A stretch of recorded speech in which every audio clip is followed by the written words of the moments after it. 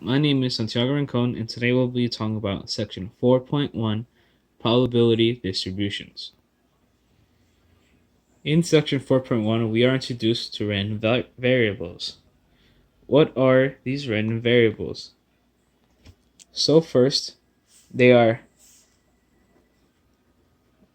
represent a numerical value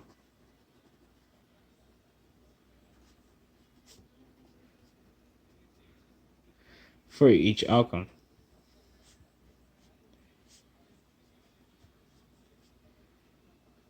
And they're shown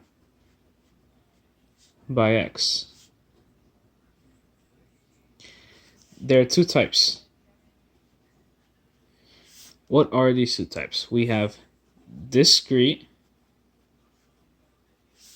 and we have continuous.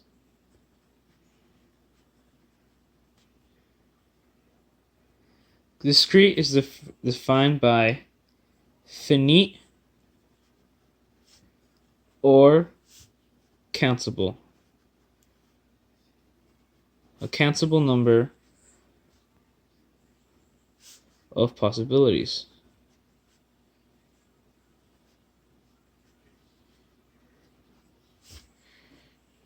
And for continuous,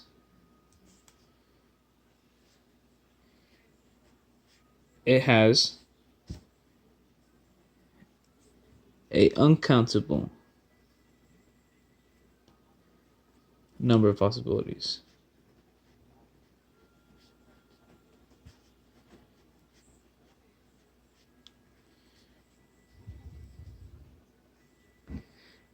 Okay, an example of discrete would be x is equal to the number of deliveries a person made in a day.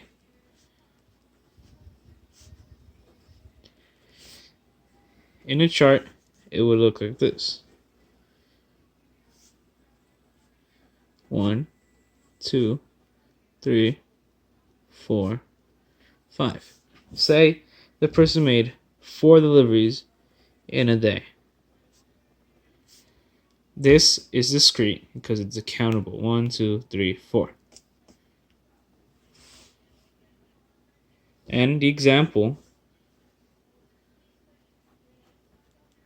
for continuous would be x is equal to the hours spent making deliveries.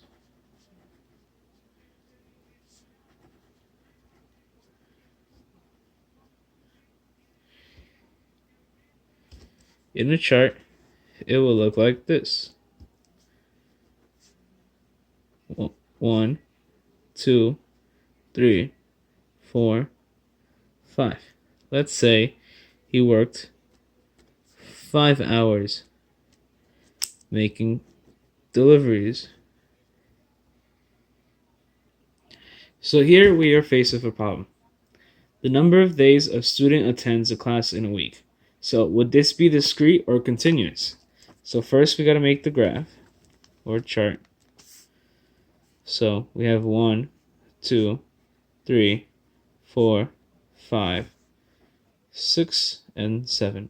Let's say a student attends class in 5 of these days. So is it discrete or continuous?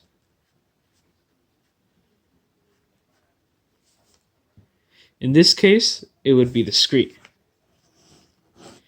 because it is an accountable number of days in a week. Here, this problem, the length of of time a student spends doing homework in a week. Would this be discrete or continuous? Let's draw a chart. Let's start with 0, 5, 10, 15, 20, 25, and 30. Let's say this student spends 20 hours in a week doing his homework. Would this be continuous or discrete? This could be continuous because it's a total length and it's an uncountable number. So, discrete probability distributions. In discrete probability distributions, the probability of x has to be anywhere between 0 or 1. It could also be equal. And the second would be that the sum of the probability of x would have to equal to 1. So how to construct a probability distribution? First, you have to make a frequency distribution chart for each of the outcomes. Second, find the sum of the frequency. Third, find the probability of the outcomes. And fourth, check the conditions, which would be number 1 and 2 of above. They have to be between 0 and 1, and the sum has to equal to 1. Let's say we are faced with this. The number of dogs per household in a small town. And this is our data. In 1,491, there are 0 dogs. In 425 households, there's one dog. In 168, there are 2. In 48 households, there's 3. In 29, there are 4. And in 14, there are 5 dogs. And the total number of households, there are 2,175. So for this, we'll have 1,491, which is probability of 0, over 2,175, which is equivalent to 0.69. For the probability of 1, it would be 425 over 2,175, which is equivalent to 0.20. For the probability of 2, it would be equivalent to 0.08. For the probability of 3, it would be equivalent to 0.01.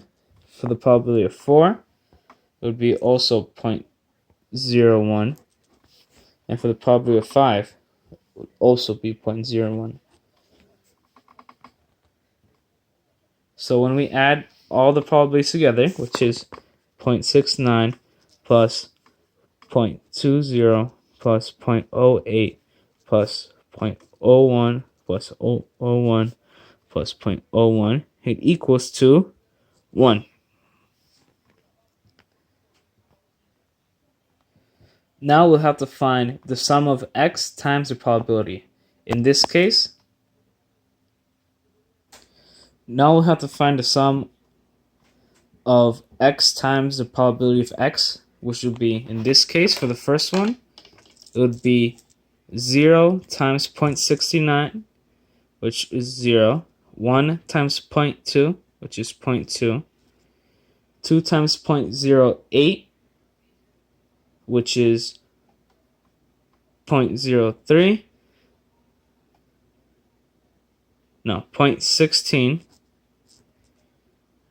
0.01 times 3, which is 0.03, 0.01 times 4, which is 0.04, and 0.01 times 5, which is 0.05. The sum of all this is equivalent to 0.48.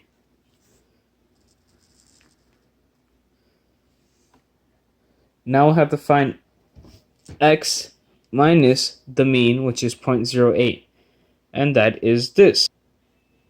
And the answer we got from here, we will square it here. Good. Now we multiply the probability of x times the answer we got here, which would look like this, which is then this.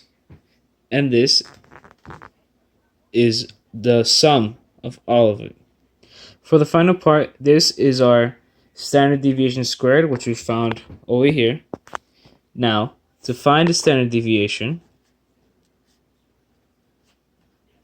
is the square root of standard deviation squared, which is equal to the square root of 0.789, which is equal to 0.8 888. And this is our standard deviation for our data here. Thank you, and see you next week.